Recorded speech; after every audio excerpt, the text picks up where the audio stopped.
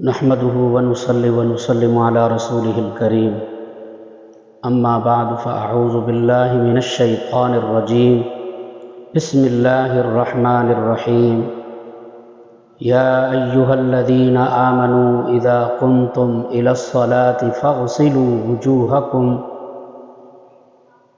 وأيديكم إلى المرافق وامسحوا برؤوسكم وأرجلكم إلى الكعبين۔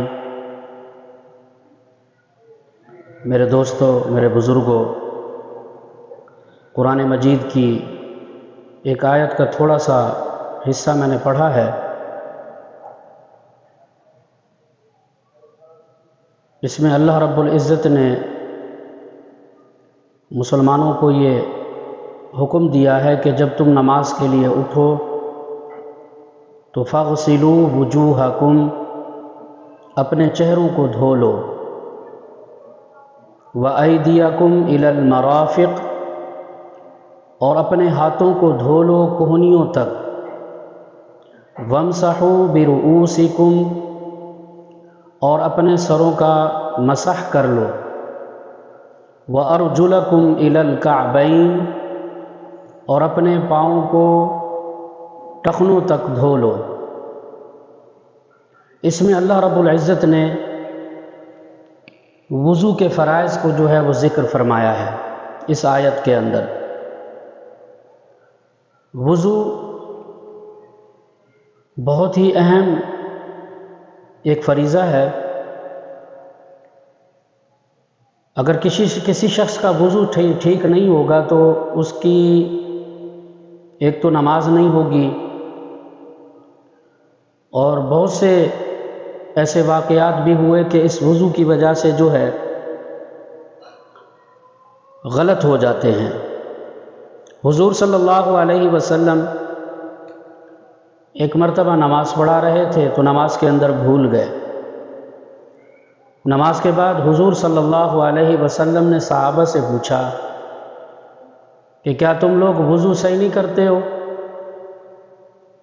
تو صحابہ بڑے حیران ہوئے کہ آپ وسلم کو کیسے علم ہوا؟ تو حضور علیہ السلام نے فرمایا کہ جو شخص وضو نماز کا صحیح طریقے سے نہیں کرتا اور وہ نماز میں شریک ہو جاتا ہے تو اس کا اثر امام پر پڑتا ہے، اور امام جو ہے کبھی کبھی قرات میں بھول جاتا ہے یا دوسرے رکن ادا کرتے ہوئے وہ بھول جاتا ہے، تو لہٰذا وضو صحیح طریقے سے کرنا چاہیے۔ میں اس کے اوپر مختصر سی گفتگو کروں گا۔ دیکھیں، وضو میں جو ہے 4 فرض ہوتے ہیں۔ پہلا اس میں سے ہے چہرے کو دھونا، منہ کا دھونا، پیشانی کے بالوں سے ٹھوڑی کے نیچے تک، ایک کان کی لو سے دوسرے کان کی لو تک۔ پیشانی کہتے ہیں اس کو، اور تھوڑی ہوتی ہے یہ، اور لو کہتے ہیں یہ جو کان کا چھوٹا سا ٹکڑا ہے اس کو لو کہتے ہیں۔ یعنی کہ ہم نے چہرے کو دھونا ہے یوں، اس طریقے سے دھونا ہے ہم نے۔ یہ ایک پورا چہرہ ہے۔ اگر اس سے کم ہم نے اپنے چہرے کو دھویا، ایک بال کے برابر بھی اگر کوئی جگہ خشک رہ جائے گی تو یاد رکھیے وہ رکن، یہ فرض جو ہے یہ پورا نہیں ہوگا۔ تو لہٰذا جب بھی منہ دھوئیں تو چہرے کو دھوتے ہوئے خیال رکھیں، کیونکہ ہم اس سے ایک بہت بڑی عبادت کرنے جا رہے ہیں، بہت بڑی عبادت کرنے جا رہے ہیں۔ نماز ایک بڑی عبادت ہے، قرآن شریف پڑھنا یہ بڑی عبادت ہے۔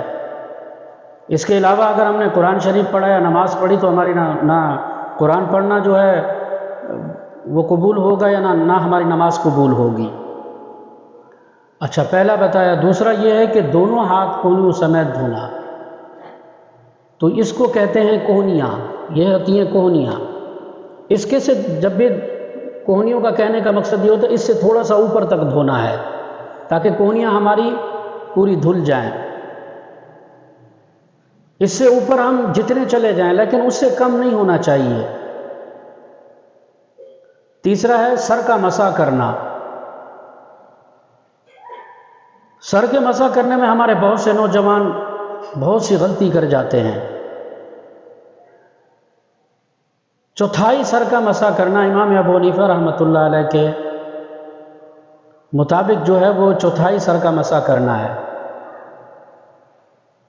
مثال کے طور پہ ہم نے جب پانی کو ہاتھ میں بھگویا تو بھگونے کے بعد جو ہے اگر ہم پانی میں بھگو کر ایک ہاتھ یہاں رکھ لیں دوسرا یہاں رکھ لیں، پھر بھگو کر جو ہے ایک ہاتھ یہاں رکھ لیں دوسرا یہاں رکھ لیں، تو یہ 4 حصے ہو جاتے ہیں۔ تو اس طریقے سے بھی کر سکتا ہے۔ اور اگر پانی کو جو ہے ہاتھ کو پانی میں بھگو کر اس کو جو ہے یوں مسح کریں گے تو دوبارہ ان ہاتھوں کو واپس لائیں گے۔ بہت سے ایسے حضرات کو میں نے دیکھا ہے کہ وہ مسح کرتے ہوئے ہاتھوں کو جو ہے یوں لے جاتے ہیں پھر واپس نہیں لاتے۔ دیکھیں اس طریقے سے ایک ہی دفعہ میں پانی میں بھگویا تو یوں ہم نے کیا تو ایک حصہ یہ ہو گیا ایک حصہ ہو گیا، جب واپس لائیں گے تو ایک حصہ دوبارہ ایک حصہ اس کا ہو جائے گا، تو اس طریقے سے 4 حصے ہو جائیں گے۔ تو نوجوان حضرات ہمارے اس وجہ سے جو ہے واپس اپنے ہاتھ کو نہیں لاتے، کیونکہ وہ یہ سمجھتے ہیں کہ اگر ہم واپس ہاتھ جو ہے لائیں گے تو اس سے ہمارے بال خراب ہوں گے۔ فرض کو دیکھنا چاہیے، بال بعد میں دیکھ لیں گے، ہم فرض ہمارا پورا ہو جائے۔ یہ امام ابو حنیفہ رحمۃ اللہ علیہ کے مسائل میں ہے کہ مطابق جو ہے یہ چوتھائی سر کا مسح ہے۔ باقی ائمہ جو ہے جیسے ان میں امام شافعی رحمۃ اللہ علیہ اگر 3 پانی میں ہاتھ گیلا کر کے 3 بال بھی ان کو گیلا کر دیا تو ان کے نزدیک یہ ہے، کیونکہ ہم سب جو ہیں امام ابو حنیفہ رحمۃ اللہ علیہ کے مقلد ہیں، اس وجہ سے ہمیں خیال رکھنا چاہیے اور ہمیں اپنے ہی امام کی تقلید کرنی چاہیے۔ ہم سارے امام کو مانتے ہیں، چونکہ ہم امام ابو حنیفہ رحمۃ اللہ علیہ کے مقلد ہیں تو اس وجہ سے ہمیں ان کی بات کو زیادہ اہمیت دیں گے ہم۔ اور چوتھا جو ہے دونوں پاؤں ٹخنوں سمیت دھونا۔ یہ دونوں پاؤں ٹخنوں سمیت دھونا، ٹخنے جو پنڈلیوں کے اوپر جو ہے ایک ہڈی ابھری ہوئی ہوتی ہے اس کو ٹخنے کہتے ہیں، اس سے اوپر تک ہم دھو لیں تو یہ ہمارے پورے جو ہے یہ 4 فرض ہو جائیں گے۔ باقی رہا یہ جو ہے کلی کرنا، ناک میں پانی ڈالنا، ہر عضو کو 3 بار دھونا، کانوں کا مسح کرنا، گردن کا مسح کرنا، اور اسی طریقے سے جو ہے بسم اللہ پڑھنا، یہ ساری چیزیں سنت ہیں، یہ فرض نہیں ہے۔ فرض صرف یہی 4 ہیں۔ یہ ساری چیزیں جو سنت ہوتی ہیں ان کے نہ کرنے سے وضو مکمل رہتا ہے۔ صرف اس چیز کا خیال رکھیں کہ ہمارے یہ جو وضو کے فرائض ہیں یہ پورے کے پورے جو ہے وہ ادا ہو جائے، لہٰذا خیال رکھنا چاہیے وضو کرتے ہوئے۔ اور یہ بھی یاد رکھیں اگر کوئی شخص بغیر وضو کے کوئی بھی عبادت کرتا ہے، علماء فرماتے ہیں کہ اگر کوئی شخص بغیر وضو کے کوئی بھی عبادت کرتا ہے تو اس کے بہت سے نقصانات ہوتے ہیں۔ اس کا سب سے بڑا نقصان تو یہ ہوتا ہے کہ اس کا حافظہ بہت کمزور ہوتا ہے، بہت جلدی اس کا حافظہ کم ہونے لگتا ہے، اور اس کو جو ہے بہت سی ایسی چیزیں ہوتی ہیں کہ وہ رکھتا ہے اور بھول جاتا ہے، یا اگر کوئی چیز اس نے یاد کی ہوئی ہے، مثلاً اگر قرآن یاد کیا ہوا ہے یا کوئی کتاب میں سے کوئی حصہ اس نے یاد کیا ہوا ہے تو وہ جلدی سے اس کو بھولنا شروع ہو جاتا ہے۔ تو اس کو چاہیے کہ ہم وضو کا خیال رکھیں، اور ہمیں چاہیے کہ ہم وضو کا خیال رکھیں۔ ایک واقعہ بھی میرے ذہن میں آیا، حضرت حسن حسین رضوان اللہ تعالی علیہ مجمعین، ان کا ایک واقعہ ہے۔ فرماتے ہیں کہ دونوں حضرات جو ہے ایک مرتبہ کسی سفر میں تھے تو انہوں نے ایک عمر رسیدہ ایک بزرگ کو دیکھا، وہ وضو کر رہے ہیں۔ دونوں حضرات دونوں نے دیکھا وہ وضو کر رہے ہیں، تو دونوں شہزادوں نے دیکھا۔ اب انہوں نے یہ سوچا کہ ہاں جب وہ وضو کر رہے تھے وہ بزرگ، تو انہوں نے دیکھا انہوں نے وضو کے اندر ایک غلطی کی۔ جب غلطی کی تو حضرت حسن و حسین رضی اللہ عنہما انہوں نے سوچا کہ اگر ہم ان بزرگ کو ان کی غلطی بتاتے ہیں تو ان کی یہ اخلاق کے منافی ہے.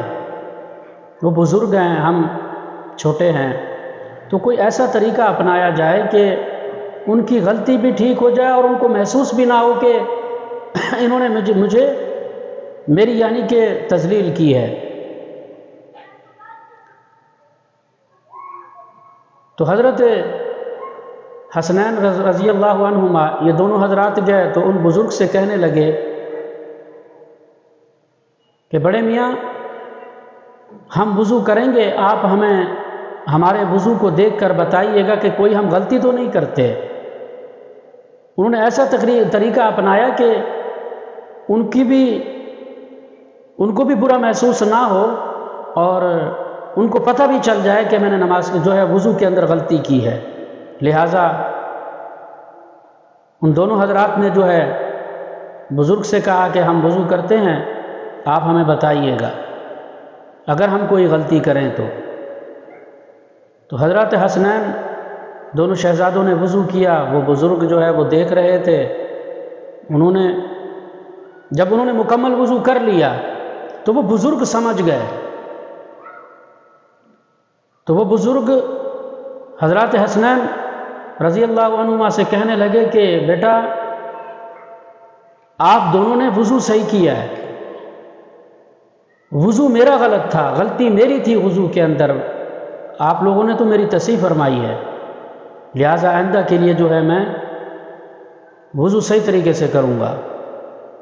تو یہ ہوتا ہے طریقہ.